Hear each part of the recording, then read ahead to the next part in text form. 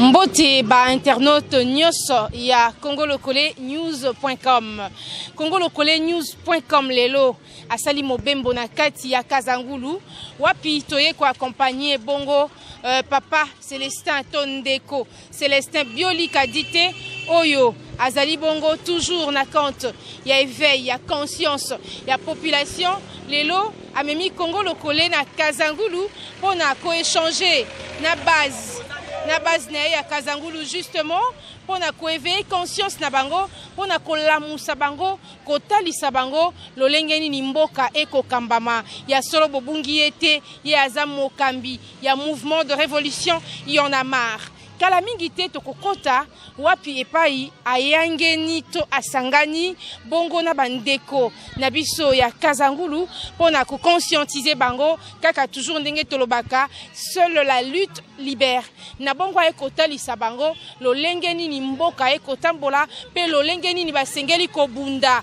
elongo po ete mboka na biso ebika ya solo tokokutana na bino sima ya koyoka lisolo to échange ya ndeko Célestin Biolika dite na base na ye tomonani na bino juste après. Merci.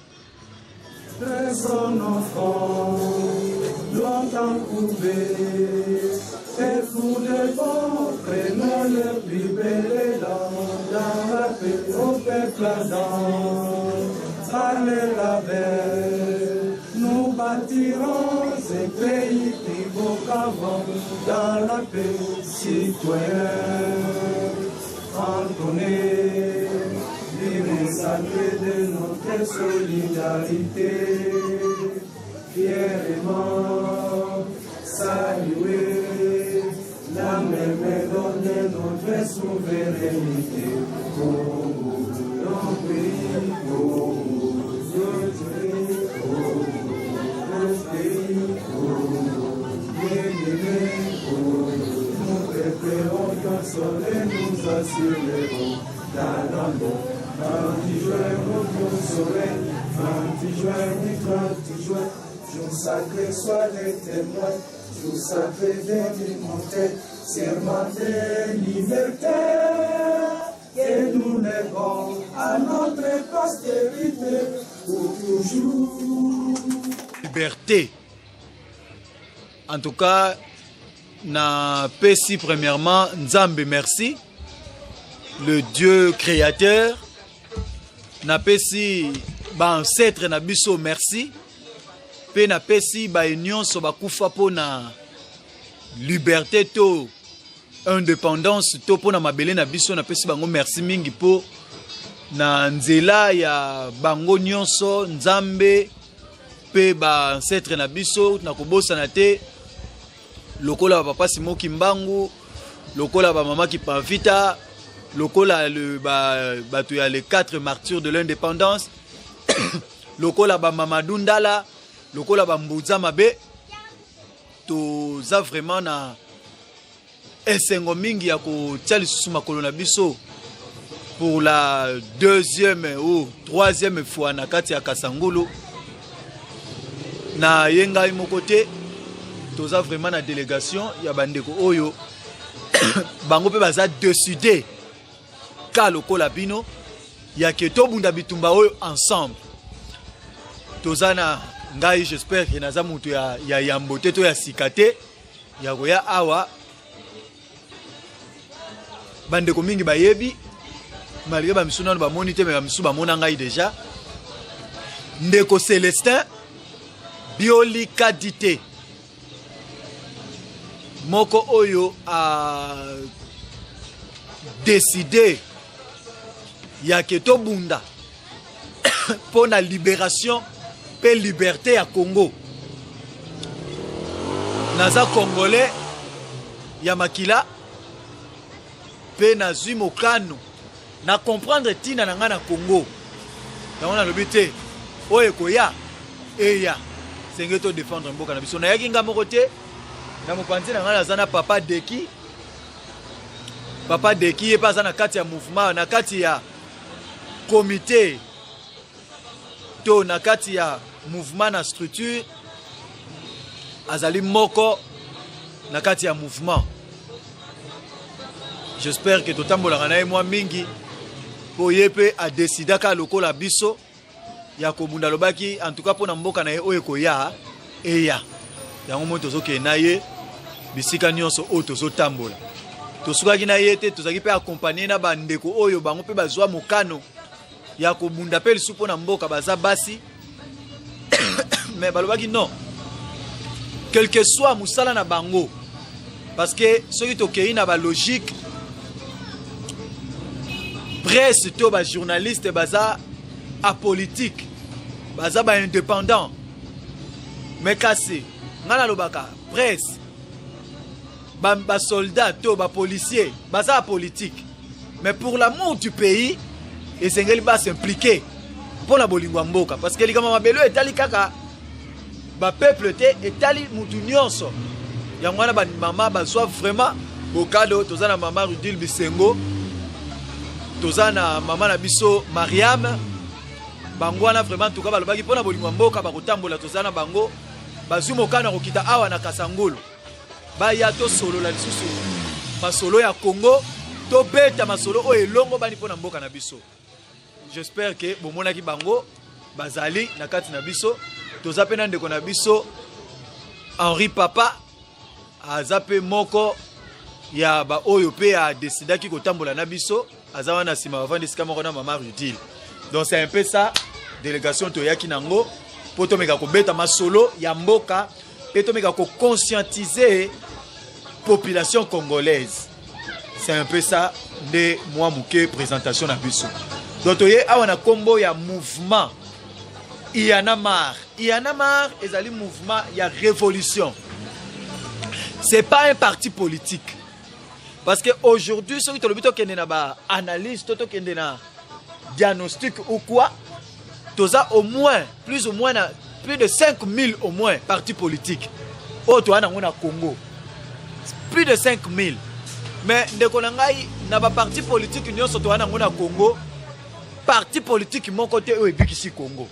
Le seul moyen ya libération ya Congo, vraie libération ya Congo, ezali kaka révolution. Sans la révolution, tu continues qu'on a toujours des esclaves.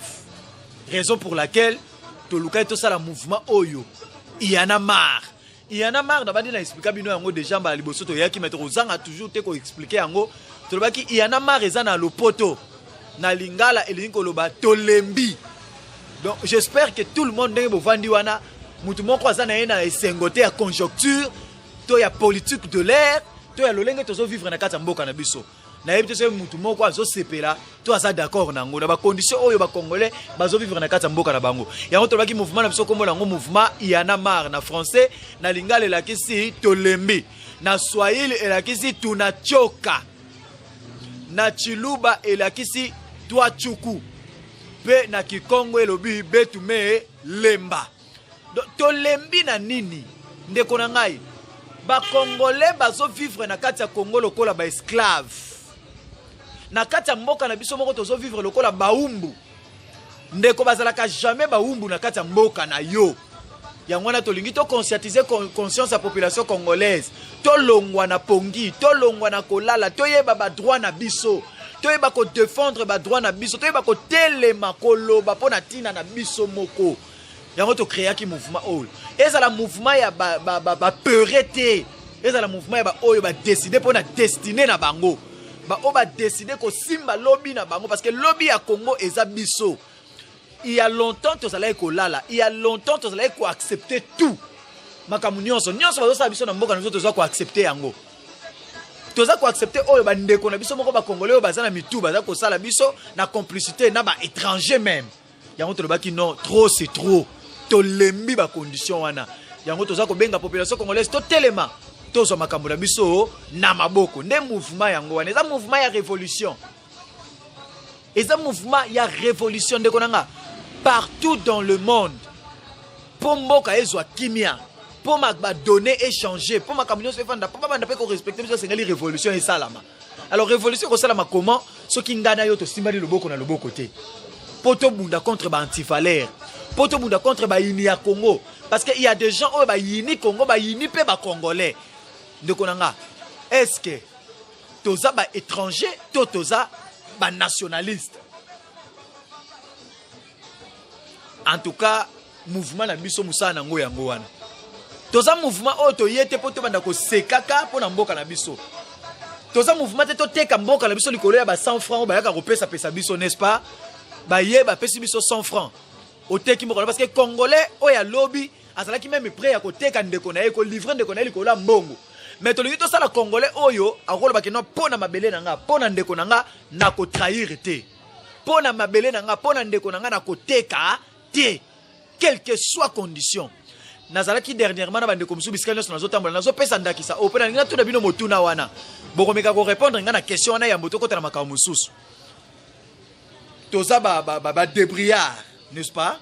Tokinda ko luka mutu mutabimaka na tongo ati luka pozo mwa kwanga azwa mwa lipa azwa mwa ya kolia malgré ça na passe mais to bima kaka, n'est-ce pas?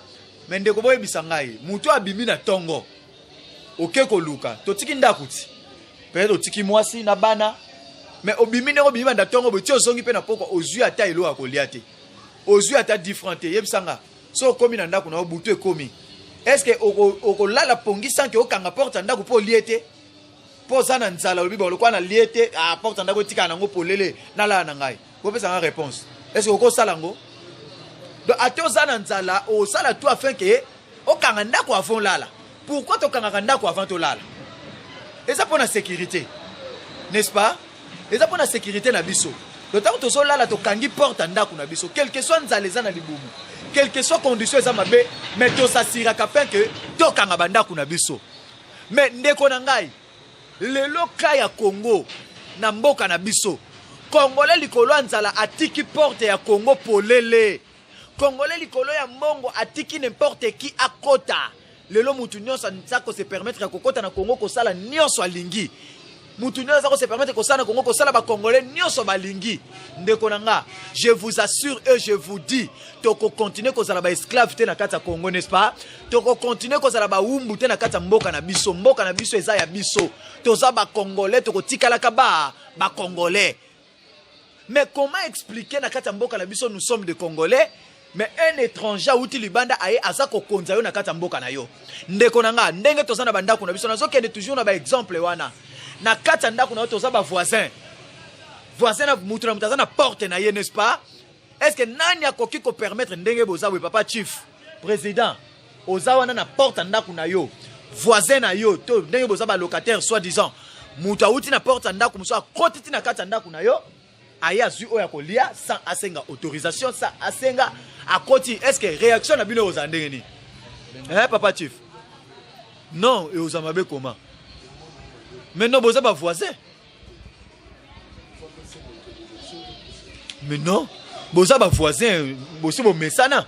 A okota na ye azui na ye biloko alie na ye, a côté pe violer pe bana na yo, a côté bomi pe après lobi na tongo bo vandi ne pe mesa moko wandi bete suma solo. Donc, condition na biso na Congo yango wana. Soki oko permettre tes voisins outi na porte na omususu boza ba locataire mi bala outi kuna pa na koti pa na yo sans autorisation na yo. Ndenge moko pe to koki ko permettre te un Rwandais, Burundais, Tanzanien, Brazzavillois, Angolais a outi na mboka na koti na Congo sans autorisation. Asengite asali nyonso alingo sala bimi mboka miso komi na ngwa lever les rideaux. Mutu nyonso akota ndeko na ngai tozo conscience. Ba Congolais tozwa conscience. Ba Congolais to lamuka. Bandeko na ngai. Nga o nazolo banabino. Nazaka lokola bino Congolais. Mais nazui conscience. Yango moninga nazotelema nazoganga. À tout moment. Nazola la pongite. Tongo midi poko nazola muka. Musala nazosala ndeko na ngai. Eza pona ko sensibiliser biso tozala mort moko. Poto bunda bitumba oyo. Ba étranger ba kote biso na mboka na biso tina niveau moko za na idée. Mais comment toko sala poto garder to protéger intégrité territoriale? To battre la mboka na biso ndeko nanga ezakaka to sangana to simba loboko na loboko to longola ko banga. To longola ko banga. To continuer ko banga ti wapi? Na ba intimidation. Na nyonso basa biso to Congolais komi na ko banga. Le lata soki to lobi ndeko to bima libanda to revendiquer ba droit na biso. Congolais zo kokate. Ba ko beta biso masasi. Ba ko boma biso mais ndeko na ngai. Na to banga ko bima. Nato vanda to kangi maboko. Nini za malamu? Nato bima, to réclamer ba to to changer ba donner mbala moko. Nato kanga mabo to continuer ko demeurer en esclavagisme. Ni les important. Hein? O kondima ozala esclave. Yaya nanga. Nini o tozo gagner na mboka na biso? Nini o tozo gagner na Congo? Na lolenge tozo vanda. Lokola baumbu. Congolais ko loba te. Congolais ko sala o ya lingite. Mais étranger azako se permettre ko sala oyo nyonso ya lingi na Congo. Alors, kozala na biso tina na biso kozala ba Congolais za nini? Tina na biso kozala ba Congolais za nini bandeko nanga?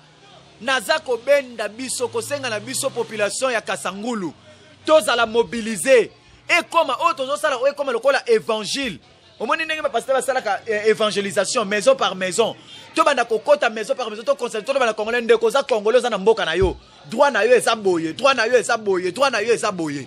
Donc comme na niveau na lingi to la campagne d'évangélisation sur le Congo, campagne d'évangélisation sur conscience ya ba Congolais, na ba droit na biso ndeko na ngai. Musala na ngai nazo sala na bino yango wana. Yango nazo supplier ba Congolais. Eloko ali boso nazo beta nango sete to longola kobanga. Ata soki ba koboma biso nyonso te. Mende konanga nato tika ponde to sabo to zana biso ba cadavre to sito kufa mutu mako yebisa ngate kaza na vie o to so pema oyo eza nango vite ndenge ba lobaka na ba église que c'est lui qui a le fils de Dieu a la vie, c'est lui qui n'a pas le fils de Dieu n'a pas la vie. Le so lobina mutu ndenge ozana Yesu te ozana vite alors bana on na vite ndeni ngayo na pema ngayo na loba na vite mais non ndenge ba lobaka na biso no ba chrétien ba lobi que non tango ozana Yesu te ozana vite donc loba atozo tambula na yo mais spirituellement ça nini okufa. N'est-ce pas? Et ça ndenge moko na biso tozo vivre na Congo. Ata so ba moni ndenge telemi ndenge na mena kati na yo et so kufa kala. Donc toza bibembe ya kotambula. Basi ba bomi biso bandeko na ngai. To lamuka congolais, to tele ma jeunesse congolaise, to tele ma population congolaise. Sensibiliser ba ninga na yo, sensibiliser ba camarades, ba jeunes, ba tata, ba maman. To sangana, to simba na loboko, to lobake. Pona mabele na biso toko vanda kimia te musala na biso na iyana mari yango wana musala na biso na iyana mari yango wana conscience ya congolais et la muka mabele o eza sacré batike la biso yango ba defisa biso yango na nyongo te ba rwandais bazana mabele na bango Rwanda ba ugandais bazana mabele na bango Uganda biso pe ba congolais tozana mabele na biso Congo. Nous devons défendre notre pays. Même constitution na biso lobi na biso balobi congolais nyonso aza libre pe aza censé à défendre intégrité territoriale. Et sa constitution na biso lobi olingi to sala sala kata yana mareza ko défendre mabele na biso. Tolingi congolais akoma avec armée ou sans armée aza prêt à défendre mboka na ye. Et ça ba soldat ba ko bunda mais biso beto za censé à défendre mboka na biso, n'est-ce pas? Est-ce que ndeko moko aza d'accord na ngai? Est-ce que mamuna solo bozo comprendre? To longwa na pongi ba ndeko na nga. Tala, mundela ko uta libanda te po ya okota kimia na mboka na biso. Mundela ko tika ko longwa libanda po ya ko valoriser biso na Congo. Kaka biso mo nde to sala ke ba donner sala nini échanger. Mais moyen moko to tikali na ngwa wa ndeko na nga. Moyen ya bien ya mboka na biso po évoluer. Moyen ya bien ya Congo pour échanger. Moyen ya be pour comme na liberté, moyen ya be pour comme ko lia bien, pour makamnyo se comme bien ezali ba élection te. Est-ce que bozo landanga? Solution ya Congo ezali ba élection te. Ndana zo ebisa bino eza ko engager ngai. Solution ya Congo, développement changement ya Congo eza na ba élection te ya Ngoi Mulunda ya Maluma Lelongo na Kabila. Solution ya Congo eza na yona ngai na nzela ya révolution ya soulèvement populaire. Est-ce que vous avez ngai? Pona nini bazo sakana biso? Po lelo na po nini na beza na ba élection te. Ndeko nanga. Omoni ndenge tozoke na ba élection o Maluma na zo bongisa. Bato okako baza o batikali ko défendre biso te pendant 5 ans o to tsaki bango. Awa na Kasangulu combien de députés bobimisa? Nani esa zongia pona ko défendre bino? Hein? Est-ce que possible que basolo ba cause na bino? Alors, ceux qui te le mettent dans l'élection, kaka bango na pe ba kozonga lisusu. Donc eza lokola tozo balukanga na même système, to balukanga na même personne. Bozolandanga. Alors, poto silisa likambu wana esengeli to sala nini? To boya nyonso. To lo ba que trop c'est trop. To changer ba donner. ndeko nanga. Mais tu la révolution comment? Tu la révolution na kobanga. Balobi na obima libanda lobi te. Nazobanga ba kobeta nga masasi. Nazobanga ba kosala nga boy. Mais ndeko nanga kobango to sana ngo. Tu continuer kozala ka ba esclave, n'est-ce pas? Tu continuer kozala ka ba esclave, bazalaka jamais esclave na mboka na ye. Ngai Célestin na kotikala ka kondima kozala esclave na Congo te. Au moins que tu vas bomba na bangonga. Donc naza deux possibilités. Ou bien naza esclave te, ou bien ba bobinga meko kende esclave. Na mboka nanga niet na boyango. Na boyango. Donc oya linga za l'esclave na mboka na ye atombola loboko.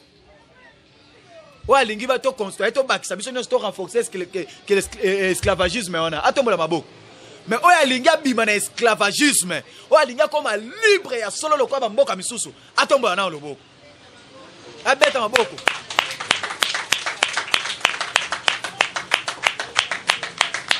Ndeko nanga tokotika la lisusu ya kovanda te. Tokotika la lisusu ya kolala te. Yango tolobi mbela tozopesa mikolo année 2014 ezali année ya Congolais lamuka telema bunda pona mabele na yo. Le vrai debout congolais. Parce que awa na mboka na biso tozo travailler à contradiction. Tozo travailler à travers. Balobi debout congolais mais eza le contraire. Debout congolais tant toyemba ngonga la koma na kosolu ka una banda changer ngo. Ole to ba debout congolais to banda to me ngona ne musu parce que tant ba debout congolais ndire ba biso to lala lisu makasi koleka. Donc to lingi to longa na boumbo. Ya polo longa na boumbo ezate ba ko pesa 100 francs. Alléluia. Vous comprenez? Parce que alléluia ndeza kana en plein. Pour le lo ba biloko ezo kanga pe ba tesa ba alléluia ba église. Bongote. Le lo ba église moko ya ba moyen o ezo détruire mboka na biso. Yango tozo benga même ba pasteur. Le lo Congo ndenge ezo kende aliro tozo kende ngo batu baza pe à la base eza ba pasteur. Eza ba église. Ba église eza ko endormir congolais. Ah, nzamba kosala. Alléluia, nzamba kosala. Banda toko tokendaki na église. Alléluia, alléluia. Tu pourquoi?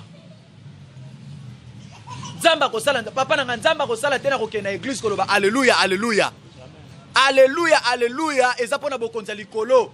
Mais pour le Congo, nous devons lutter. Et c'est ngeli to bunda pona Congo eza likambo alléluia te. Et likambo ya amen te eza likambo mangengenge te. Likambo Congo eza to kende ba prière na ngomba moko boye songolo. Likambo Congo eza likambo jeune te parce que to jeune pe mingi. Combien ba jeune to multiplier? Combien ba prière to koti? Combien ba retraite to koti? Est-ce que Congo est changé? Non boye bisanga, est-ce que Congo est changé? Alors moyen ya suka to tika na ngo ezali kaka révolution. Ezali révolution. Ba pasteur totika kolalisa toko samba liboso nzambe. Ba pasteur to komi ko dépasser même to lingi to corriger sika bo nzambe uta. Na Israël ba bunda rapona mabele na bango, n'est-ce pas? Na Israël ba bunda rapona mabele na bango. Et sika bo nzambe uta, sika bo nzambe banda. Et sika Yesu utaka. Ti lelo ba bundaka. Ba bunda rapona mabele na bango, n'est-ce pas? Mais combien plus forte raison biso to lingi ko bunda rapona mabele na biso te. Ndeko, ngai nazoka moi lelo tozomona ba Rwandais ba koti na est. Ba Rwandais bazobunda, ba Rwandais bazobotola mabele na biso, n'est-ce pas? Bandeko bakufi plus de 12 millions de morts. Yaya, plus de 12 millions de morts bakufi na est. Eza lokola Brazzaville mobimba. Tant to lobaka ba chiffre wana na moyo ndeto mona ngoka eloko pambe, tant lobaka 6 millions, 2 millions, 8 millions, 10 millions. To mona ngoka lokwa moi théâtre moko boy. Papa 10 millions eza lokwa santé. Eza 200, eza 1000, eza 10 000, eza plus de 10 millions de morts. Yaba Congolais au bakoufi. Ndeko nanga. Mais to vandi à l'aise. Mais ba pasteur na église ba Rwandais bazo beta biso bazo boma bandeko na biso mais pasteur na église ba bi. To sambela alléluia nzamba ko sala. Est-ce que nzamba ko kitsa ba ange basimba minduki pa bunda na ba Rwandais? Est-ce que na Rwanda bazana ba pasteur te? Ba Rwandais to bazo bunda biso. Si baza ba pasteur. Bosco Taganda asa pasteur. Nani msusu no wa mikolo yo nani mukungubile aza pasteur mabundaki atsaki mbutu na kini atsaki mbutu mais bino ba pasteur boli to lala ka pongi to lamuka congolais atele ma congolais alamuka likambo ya Congo la biso etali biso moko likambo ya Congo la biso to simba ngona maboko ya tozana droit ya ko défendre mboka na biso kanga mboka na yo sécuriser mabele na yo afin que bitumba o ezala malamu Nde moi muke on aurait ko brancher biso to comprendre. Mais na lingi to le kana étape moko très capitale. Congolais azo vivre na ignorance. Bongo te? Bongo. Ignorance donc toza ba ignorant. Pona nini? Yango bazo lité balingi ko kota biso ba classe malunga te poto ba moyen ya kotanga te. Mais to lingi na kata yana ma to bana kotanga constitution. Amen hein. To bana kotanga mukando. Mukanda oyo, excusez papa. Oyo ezali mukanda na biso ndenge ba pasteur batanga ka Bible. Ndenge biso to kotanga mukando. Oyo ezali lokola Bible ya République démocratique du Congo. Oyo ezali lokola Coran. Oyo ezali lokola ba livre nyonso bato bazo sala spirituellement. Mais biso na Congo eza oyo. Mibeko nyonso eza awa na kati. Lolenge na biso to ko vendre eza awa na kati. Lolenge na biso to ko se comporter eza awa na kati. Yango na to lingi na kati ya mouvement na biso to kotambola Congo mobimba pona kotangisa article par article na makambo eza awa na kati. Parce que eza na makambo eza na kati awa o ezo senga leta asala pona biso eza pe na makambo eza na kati ezo senga biso to sala pona mboka na biso. Bongo te? Bongo papa. Mais est-ce que ezo salama? To ko découvrir yango na kati. To za na mo ba article o to sélectionner a to kotanga. Mais na kosomba to kosomba babiloko ebele. To kosomba Bible na biso ya Congo. Toko kabola yango na ba Congolais nyonso constitution faut etanga ma Congolais faut yeba constitution na biso lobi nini article 1 elobi nini article 2 elobi nini article 3 tito ko silisa yango nyonso il faut oyeba yango parce que kozanga kotanga constitution yango bazo saka na biso parce que ça na makambo eza na kati awa oyo esengeli bango basala ngo pona biso mais basala yango te donc bazo travailler libanda ya eloko biso to ko bunda na biso na manduki te. Biso to kobundeza bango kaka na buku na biso. Bongo te? Bongo. Bongo te? Oui. Soki ezande ngwana to betina na maboko. To sélectionner quelques articles à partir ya wana to kosombela bino ba buku ya constitution to kotindela bino a. Bokozana ngo ata congolais nyonso zwango problème ezate. Eza biso mutu nyonso atanga kayango papa to tanga. Kotanga eza bia ba yebisi biso lo mo balobi oyebi congolais po soko lingo bomba mbongo nde na mbongo na yebisa bino secret nde na mbongo bo soko zana ndako lingo bomba mbongo zwa yango kaka ko tyango na kati ya livre ozwi livre wana otiki yango likola mesa mbongo na ata okeyo sali inane soko ye okuta yango na kati ya livre. Pourquoi? Parce que congolais a s'intéresser na kotanga te livre ko vanda na ngwana a occupé na livre te nzoka mbongo eza na kati. Tobando fungola ba livre batebele ba bomba mbongo na ba livre na zoyebisa bino. Soko bandi ko tala livre obandi ko tala boye bote banda ko tanga moko ko suti okuti mbongo na kati. Ponga na kotika na nga papier surtout oy. Ndeko moko na tune na bi est-ce que yebi constitution bi oh constitution de ni. Abi wana za manga ba juriste ya ba avocat. Oye za eloko ba avocat te. Eza buku Bible na biso ya Congo. Faut congolais nyonso yeba makambo eza na kati. Ndenge totanga ka Jean chapitre 1 verset 2 à 3 et lobi boy. Ndenge totanga ka au commencement na Matthieu, au commencement était la parole et la parole. Ndenge sengeli totanga ka ato la ndako yebi ke article 23 ya constitution lobi boy. Ola ndako na ofande lobi article 24 ya constitution lobi boy. Nde yango wana en tout cas ba responsable ya Kasangulu constitution ko ya bokozana ba jour auto ko fongola ba centre bientôt là tozo fongola ngo to ko fongola vraiment en tout cas eza priorité na biso na kata yanama to enseigner congolais défaut na ezali aza enseigner te disons aza former te pe informer baza ko former yete donc ko tangisa ko lakisa ye pe ko pesa ye ba sangote ndelo tozo bika makambo ezolega na Kinshasa aboyebi te parce que ba pesa kabino ba sango te to vandika na loyenge na buru yeke bongo te to boyi ba congolais apongi to lingi ba congolais o balamuki papa kotangela biso to kotanga moi article moko après c'est aussi kotanga ba article après to continue na question réponse to silisi na biso bongo te to betina maboko toza kozwa nanu ya yambo na constitution na biso article 23 elobi moto nyonso azali na ndingisa ya koloba. Ces droits impliquent la liberté d'exprimer ses opinions ou ses convictions.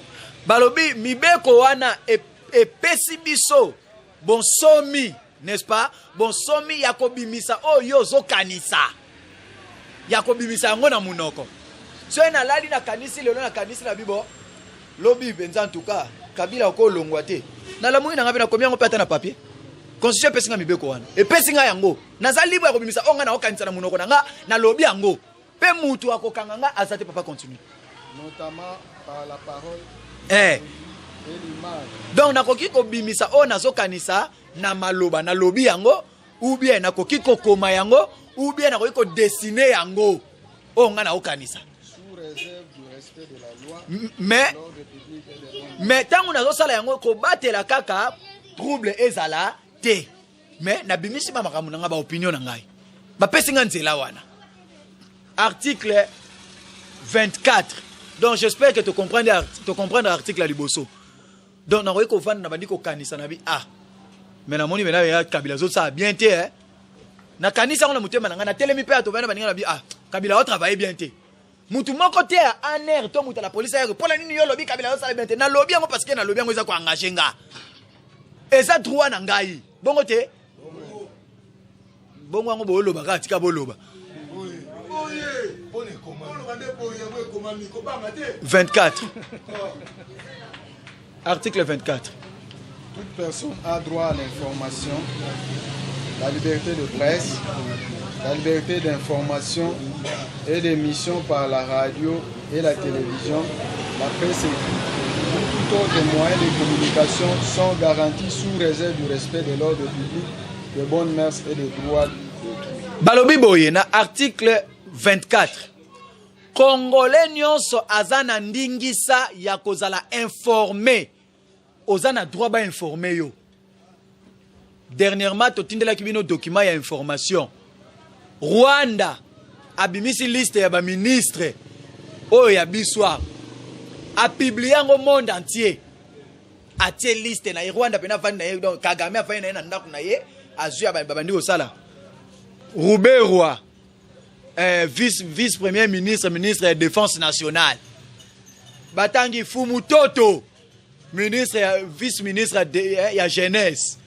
Donc, Rwanda, sali yango na Rwanda, alibati yango na internet, ba publier yango. Tandis que biso moko awa na Congo, gouvernement na biso na bimisi liste ya ba ministre, te. Mais Rwanda bimisi pas publier yango monde entier. Ezako saka na ba Congolais te. Est-ce que ozana droit te ba informer makambo wana? Donc, Constitution pesi biso tundingisa yango no moni na kuna zula kibino document wana na tindeli bino yango bo photocopier yango bo panza yango na mutu nyonso azala nango eza information bongo te balobi toza libre ya kozala informer toza libre ya kozala informer na balolenge nyonso oza libre ya koleka meme na etande oke to na télévision obandi kopesa sango oza libre ya kokoma okomi lokwa wapi biloko to komi lokola makambo to komi a toza libre ya kokoma to komi makambo na biso papa makando makambo ngala kanisa pona information na komi papa na bandi ko kabola yango pona information toza libre donc na point na likambo tali information nous sommes libres ya ko kozala informer yango wana problème toza nango ba député to vota banani bazonga pona kopesa biso ba information oh musale sengeli ba parti politique sala yango wana ya kosangisa kabiso kopesa kabiso ba information ndenge mboka ezoleka ya na sebisa bino mboka na biso ezoleka na mbutu